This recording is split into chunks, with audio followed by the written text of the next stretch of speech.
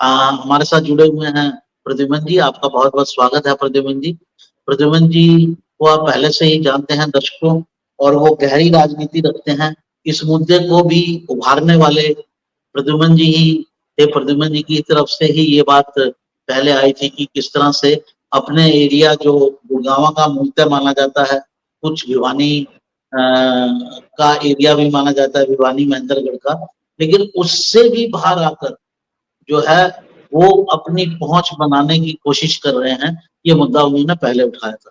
तो प्रद्युमन जी क्या कहना चाहेंगे, क्या गतिविधि लग रही है? क्या मुख्यमंत्री बनने का ख्वाब है, या बेटी को टिकट मिल जाए, या कैबिनेट मिल जाए, या कोई और बात? देखो, वर्तमान में जो हालात दिखाई दे रहे हैं, इतना तो निश्चित है कि हरियाणा विधानसभा के चुनाव होने से पहले केंद्र में मोदी जी की सरकार में कैबिनेट का कोई विस्तार या फेरबदल नहीं होगा। तो लिहाजा जो पहला सवाल है कि वो अब कैबिनेट मंत्री उनको बनाया जाए, उस पर तो फुल स्टॉप लग चुका है। ये अगर मंत्रिमंडल में कोई फेरबदल होगा तो ये अगले साल या उससे अगले साल ही होगा। अब सिर्फ दो ही सवाल बचते हैं। पहला सवाल ये है कि राव इंद्रजीत अपनी बेटी आरती राव को हर हालात में इस बार टिकट दिलवाना चाहेंगे।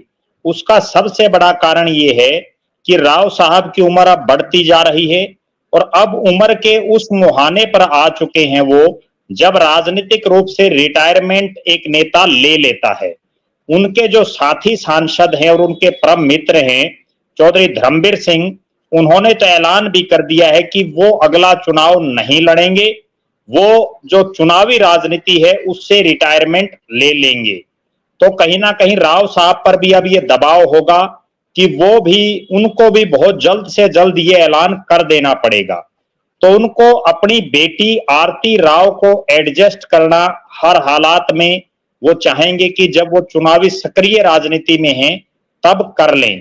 क्योंकि हमने अक्सर देखा है कि बहुत से काबिल पिताओं की जो औलाद हैं या उनके जो वारिस हैं वो कई बार काबिल हों, ऐसा संभव नहीं है। बहुत से ऐसे उदाहरण हैं जब काबिल पिता का बेटा या बेटी नाकाबिल साबित हो जाता है राजनीतिक तौर पर। दूसरा बड़ा जो उनके सामने प्रश्न है वो ये है कि अब राव इंद्रजीत बहुत बार सांसद बन लिए, बहुत बार केंद्र में मंत्री बन लिए। सिर्फ उनकी एक ही ख्वाहिश है कि जिस तरह से उनके पिताजी राव वीरेंद्र सिंह हरियाणा प्रदेश के मुख्यमंत्री रहे, उसी तरह से वो प्रदेश में सत्ता के जो सबसे बड़ी कुर्सी है प्रदेश के मुख्यमंत्री का पद वो चाहते हैं। लेकिन उसमें भी एक बड़ी अड़चन तब उनके सामने आ गई जब भारतीय जनता पार्टी के नरेंद्र मोदी जी के बाद जो सबसे पावरफुल नेता हैं अमित शाह ने राव इंद्रजीत सिंह की मौजूदगी में, जो मैं बहुत बड़ी बात बता रहा हूं कि राव इंद्रजीत सिंह की मौजूदगी में पंचकुला में जो उनका विस्तारित कार्यकारिणी का कार्यक्रम था उसमें ये ऐलान किया कि हम अगला जो विधानसभा का चुनाव जो अभी होने जा रहा है वो नायब सिंह सैनी जो वर्तमान में मुख्यमंत्री हैं उन्हीं के नेतृत्व में चुनाव लड़ेंगे और सरकार आने पर नायब सिंह सैनी ही प्रदेश के मुख्यमंत्री होंगे। तो लिहाजा पार्टी आला कमान की तरफ से यह स्पष्ट संकेत राव साहब को भी मिल गया होगा कि आपको मुख्यमंत्री नहीं बनाया जाएगा। अब इन दो जो प्रश्न आपने किए उसके अलावा मुझे एक तीसरी चीज और लग रही है, वो ये है कि इस बार राव साहब का ये प्रयास रहेगा कि भिवानी महेंद्रगढ़ और गुड़गांव पार्लियामेंट के अलावा हरियाणा प्रदेश के जो अन्य इलाके हैं उनमें से कहीं ना कहीं अपने किसी साथी को वो विधानसभा की टिकट दिलवाएं, क्योंकि उससे पहले वो भिवानी महेंद्रगढ़ और गुड़गांव पार्लियामेंट और कोसड़ी इस क्षेत्र तक ही सीमित रहे हैं। तो अब ये कहा जा सकता है कि राव साहब एक तीर से कई निशाने लगा रहे हैं। लेकिन सबसे बड़ी बात जो मैं उनके कार्यक्रमों को देख रहा हूं, कल शाम से वो हिसार में आए हुए हैं और कल शाम से और आज भी वो कोई बहुत विशेष कार्यक्रम जो उनके हो रहे हैं उनमें कहीं कोई भीड़ नहीं उमड़ रही है। और उनके जितने कार्यक्रम हो रहे हैं उसमें ज्यादातर कार्यक्रमों में केवल जो अहीर जो जाति के लोग हैं, अहीर जो समुदाय के लोग हैं, यादव जिसको हम कह सकते हैं, वो ही ज्यादा दिखाई देते हैं। और जो यादव जो उनके साथ घूम रहे हैं उनमें भी कोई पार्टी विशेष के लोग नहीं घूम रहे, बल्कि कोई कांग्रेसी भी है, कोई इनेलो से भी जुड़ा हुआ है, कोई चौधरी देवीलाल के साथ भी जुड़ा हुआ था, तो वो तमाम लोग उनके साथ आ रहे हैं। एक बहुत बड़ी बात मैं और बताऊं, उनके जितने कार्यक्रम अभी तक हुए हैं उन तमाम कार्यक्रमों में भारतीय जनता पार्टी के बड़ा कोई नेता दिखाई नहीं दे रहा। भारतीय जनता पार्टी के जो पदाधिकारी हैं वो भी उन कार्यक्रमों में कहीं दिखाई नहीं दे रहे। तो लिहाजा ऐसा लग रहा है कि राव साहब कोई अपनी अलग से कोई जैसे ढपली होती है वो बजाने का प्रयास कर रहे हैं।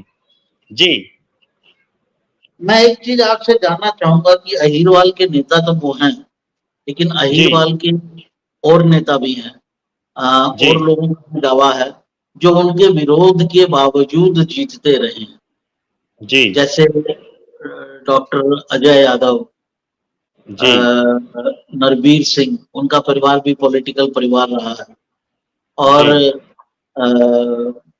नरबीर राव सिंह, दान सिंह, राव राव नरेंद्र सिंह, बहुत सारे डॉक्टर ऐसे अभय सिंह, डॉक्टर अभय सिंह यादव, जी। तो संतोष यादव, अगर ये तमाम बीजेपी वो के चेहरे। अंदर अंदर की बात कर लें, बाहर के लोगों को छोड़ दें क्योंकि उनकी अपनी जी अलग पार्टी है, बीजेपी के अंदर ही बात कर लें तो कम से कम 3-4 नेताओं के नाम तो लिए जा सकते हैं। तो क्या जी आप ये कहेंगे, इस पर आपका क्या कहना है कि राव इंद्रजीत जो है वो अहीरवाल के एक छत्र अविवादित नेता हैं? क्या ये बात सत्य है या ये बात सत्य नहीं? देखो, मेरा ऐसा मानना है कि ये बात सत्य तो है नहीं, क्योंकि वो अगर एक छत्र नेता हों तो 1999 का जब वो लोकसभा चुनाव हारे तब वो चुनाव नहीं हारते। इसके अलावा भी उनका जो परिवार है वो कई चुनाव कई बार हार चुका है। और उनके जो धुर विरोधी लोग हैं, चाहे वो जगदीश यादव हों जिन्होंने हमेशा रामपुरा हाउस के खिलाफ राजनीति की है, चाहे वो राव नरबीर सिंह हों, डॉक्टर अभय सिंह यादव हों, ये तमाम चेहरे भी चुनाव जीते हैं। इतना मैं जरूर मानता हूं कि राव इंद्रजीत अहीरवाल के सबसे बड़े नेता हैं, लेकिन एक छत्र नेता नहीं है। वो अहीरवाल की राजनीति को प्रभावित करते हैं और अहीरवाल की राजनीति में हार और जीत का फैसला करने का मादा उनमें आज भी है। लेकिन अगर उनको ये कहा जाए कि सब कुछ राव इंद्रजीत हैं तो मैं उससे कतई सहमत नहीं हूं, क्योंकि पिछला अगर चुनाव देखें 2019 का विधानसभा चुनाव, रेवाड़ी सीट जिसको के ऊपर राव इंद्रजीत की प्रतिष्ठा बड़ी दांव पर थी और उन्होंने अपने खासम खास को वहां से चुनावी मैदान में उतारा। पहले वो अपनी बेटी आरती राव को टिकट दिलाना चाहते थे और उन्होंने वहां के जो सिटिंग विधायक थे रणधीर सिंह कापड़ीवास, उनकी टिकट कटवा करके अपने खासम खास आदमी को टिकट दिलाई और उनको हार नसीब हुई। अगर अहीरवाल के वो एक छत्र नेता होते तो उन्हीं का जो क्षेत्र है उसमें कम से कम राव इंद्रजीत जिन लोगों को टिकट दिलवा रहे हैं वो तो कम से कम जीतते, लेकिन उनमें से भी कई हार गए। जी मैं हमारे दर्शकों की जानकारी के लिए अहीरवाल की पॉलिटिक्स को हम थोड़ा सा डिस्कस कर रहे हैं। अपने बूते पर अगर वो बीजेपी में ये दबाव बनाते हैं तो क्या बीजेपी की मजबूरी है कि उनके दबाव को माने, या बीजेपी उनको इग्नोर भी कर सकती है? और अगर बीजेपी उनको इग्नोर करती है तो वो बीजेपी को कितनी सीटों का नुकसान पहुंचा सकते हैं? देखो, भारतीय जनता पार्टी, वैसे तो ये कहा जाता है कि जो नरेंद्र मोदी और अमित शाह ने जब से कमान संभाली है पार्टी की, ये दोनों नेता किसी भी क्षेत्रीय नेता के दबाव में नहीं आते, अपने हिसाब से ये फैसले लेते हैं। और उसी का ये परिणाम है कि राव इंद्रजीत से बहुत ज्यादा राजनीतिक रूप से जूनियर भूपेंद्र यादव को इतनी बड़ी जिम्मेदारी दी। राव इंद्रजीत को जिन्होंने एक बार हराया हुआ है डॉक्टर सुधा यादव, उनको संसदीय बोर्ड जैसा जो सबसे बड़ा संगठन में आता है उसका उनको सदस्य बनाया गया। राव इंद्रजीत के सबसे खासम खास और सबसे चहेते ओम प्रकाश यादव को कैबिनेट से हटा दिया गया और उनकी जगह जो राव इंद्रजीत के धुर विरोधी हैं डॉक्टर अभय सिंह यादव उनको मंत्री बनाया गया। कहीं ना कहीं ये दर्शा रहा है कि भारतीय जनता पार्टी पूरी तरह से राव साहब के दबाव में नहीं आने वाली है। हाँ, इतना जरूर है कि राव इंद्रजीत की राजनीतिक रूप से जितनी हैसियत है उस हिसाब से पार्टी उनको मान और सम्मान दे भी रही है। पीछे भी उनके कहने से दो बड़े नेताओं, चाहे वो राव नरबीर सिंह हो और चाहे वो संतोष यादव हो, रणधीर सिंह कापड़ीवास हो, इन तमाम नेताओं की टिकटें बीजेपी ने काटने का काम किया था। तो कहीं ना कहीं जितना राव इंद्रजीत, जैसा आपने कहा कि अगर वो छोड़ दें पार्टी या पार्टी के खिलाफ कोई फैसला ले लें तो कितनी सीटों पर प्रभाव पड़ता है, मेरा ऐसा मानना है कि राव इंद्रजीत जो अहिरवाल की सीटें हैं जिनमें हम महेंद्रगढ़ से शुरू हो जाएं, महेंद्रगढ़ की 4 सीटें, महेंद्रगढ़, अटेली, नारनौल, नांगल चौधरी, उसके बाद रेवाड़ी की 3 सीटें, बावल, रेवाड़ी और कोसड़ी, और जो गुड़गांव की जो सीटें हैं जिसमें बादशाहपुर, पटौदी, गुड़गांव, ये जो तमाम इलाका है यहां कहीं ना कहीं राव इंद्रजीत का अपना एक विशेष प्रभाव है और इन सीटों में वो हार और जीत को तय करने का मादा जरूर रखते हैं। इनके अलावा कुछ अन्य क्षेत्र हैं जिसमें सोहना को हम जोड़ सकते हैं। इसके अलावा जो बाडड़ा का कुछ क्षेत्र है वहां भी राव इंद्रजीत का अपना प्रभाव है, लेकिन वो सीमित स्तर पर है। ये कुल मिलाकर के वो सीटें हैं जिनमें उनका अच्छा प्रभाव है। और इसके अलावा हरियाणा प्रदेश के जो अलग अलग इलाकों में यादव बाहुल्य जो गांव हैं या शहरी क्षेत्र है उनमें आज भी लोग अन्य जो यादव नेता हैं उनके मुकाबले राव इंद्रजीत को ज्यादा तवज्जो आज भी देते हैं। जी, ये आपने जो सीटें गिनाई इनकी संख्या लगभग 10 सीटों की बनती है। तो अगर राव इंद्रजीत संतुष्ट नहीं होते हैं तो क्या उनमें ये वादा है कि इन 10 सीटों पर हरा सकें बीजेपी को? देखो, निश्चित रूप से अगर वो किसी दूसरी पार्टी के साथ जुड़ते हैं तो वो बिल्कुल हरा सकते हैं, कोई दो राय नहीं है। 10 नहीं तो कम से कम 6-7 सीटों पर तो वो पूरा प्रभाव डालेंगे और इक्का दुक्का सीटें कई बार जीत भी जाते हैं। जैसे इस बार राव दान सिंह महेंद्रगढ़ से जीत गए कांग्रेस के प्रत्याशी। अभय सिंह यादव की राव इंद्रजीत ने मदद नहीं की इस चुनाव में, उसके बावजूद बीजेपी के प्रत्याशी के तौर पर अभय सिंह यादव जीत गए। चिरंजीव राव जो उनके धुर विरोधी हैं लेकिन वो भी सीट जीतने में कामयाब हो गए। हो सकता है कई बार हार जीत का मार्जिन कम करने में वो बड़ा सक्षम है राव इंद्रजीत।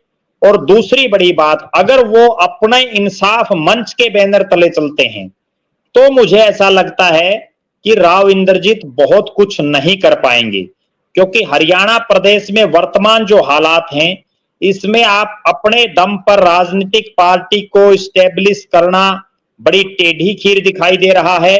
राव इंद्रजीत के पिताजी राव बीरेंद्र सिंह ने पार्टी बनाई, बेशक वो एक बार मुख्यमंत्री बने, लेकिन उसके बाद आखिरकार उनको अपनी पार्टी का कांग्रेस में विलय करना पड़ा। उसी तरह से चौधरी भजनलाल जी ने पार्टी बनाई, उनको कांग्रेस में जाना पड़ा। चौधरी बंसीलाल जी ने पार्टी बनाई, उनको कांग्रेस में जाना पड़ा। चौधरी देवीलाल और चौधरी ओम प्रकाश चौटाला ने पार्टी बनाई। जिस दिन चौधरी देवीलाल का देहांत हो गया था उसके बाद इंडियन नेशनल लोकदल भी सत्ता में नहीं रही। वो 2000 का चुनाव देवीलाल जी के जीते, इसके बाद वो भी सत्ता से दूर रहे। तो कहीं ना कहीं मेरा कहने का तात्पर्य ये है कि अगर राव इंद्रजीत किसी पार्टी के साथ जाते हैं तो वो बहुत बड़ा असर डाल सकते हैं, लेकिन आज के हालात में वो उस हालात में भी दिखाई नहीं दे रहे कि वो किस पार्टी के साथ जाएं। एक बहुत बड़ी चीज मैं जो दर्शकों को बताऊं जिससे सब स्पष्ट होगा, राव इंद्रजीत ने कांग्रेस क्यों छोड़ी।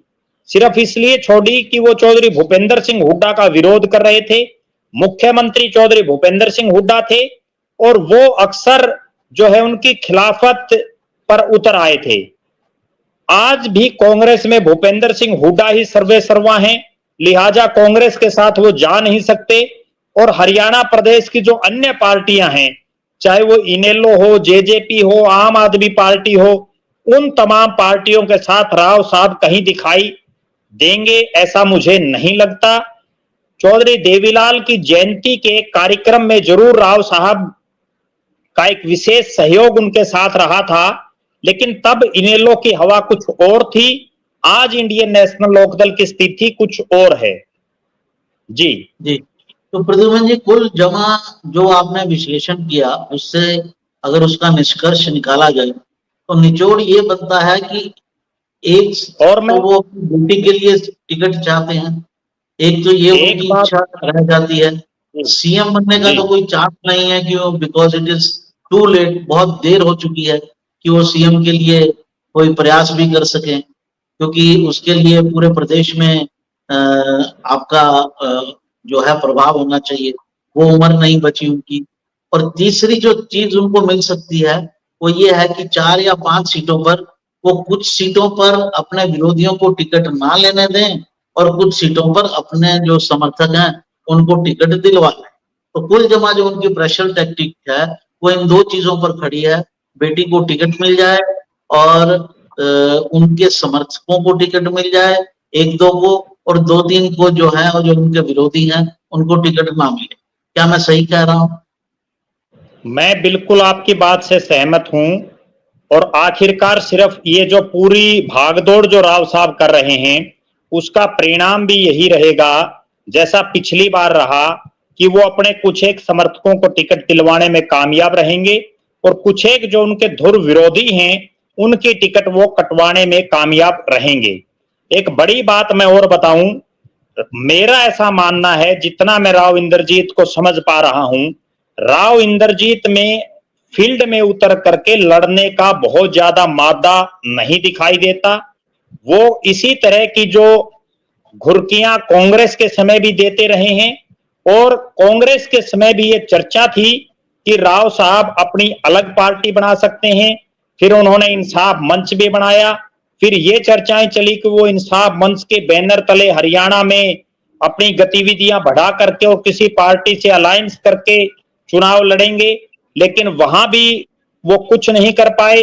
मुझे ऐसा लग रहा है कि प्रदेश का मुख्यमंत्री बनने के लिए जिस तरह से एक नेता को गांव गलियां मोहल्लों में दौड़ धूप करनी पड़ती है, लोगों के बीच में रहना पड़ता है, वो मुझे नहीं लग रहा कि राव इंद्रजीत करेंगे। ना ही वो उनकी आज तक की कभी कोई कार्यशैली रही है। वो हमेशा राजसी ठाठ बाट में रहे हैं और केवल दबाव की राजनीति करते हुए अपने खासम खास लोगों को टिकट दिलवा देते हैं और विरोधियों की टिकटें कटवा देते हैं।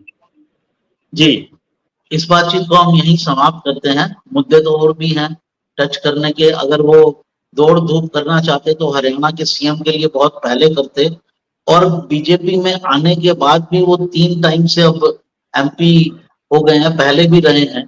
तो यादव बेल्ट जो है वो बहुत बड़ी बेल्ट है, तो वो उस यादव बेल्ट में अपना प्रभाव छोड़ सकते थे हरियाणा से हटकर भी, जो कोई प्रयास उन्होंने आज तक नहीं किया। तो उम्र के इस मुहाने पर वो ये प्रयास करेंगे, इसकी संभावना बहुत कम लगती है। आपका बहुत बहुत धन्यवाद प्रद्युमन जी, आपने पूरे अहीरवाल के, हरियाणा के अहीरवाल इलाके के समीकरण को बड़े अच्छे से समझाया। हमारे दर्शकों के लिए बहुत सेटिस्फाइंग होगा ये समझना कि जो राव इंद्रजीत हैं।